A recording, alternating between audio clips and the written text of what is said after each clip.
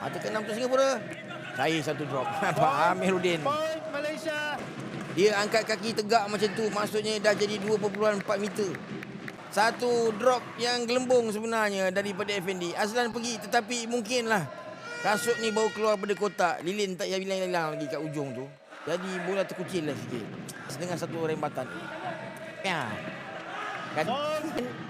Cuba membantu. Tinggi sempat bangunan nampaknya. Nampak tu kan? Nampak? Dengan 15-19 mana dengan Purata. Malaysia mendapat 5 mata seorang. Singapura 3 mata seorang.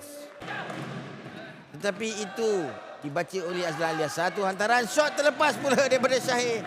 Amiruddin kali ni dia kata daripada aku bagi kat Tasman ni baik aku caru je lah. Kita tengok dia hantar balik kat Syahir. Ambil ubat. Asyik. Satu servis padu tak. Selop saja.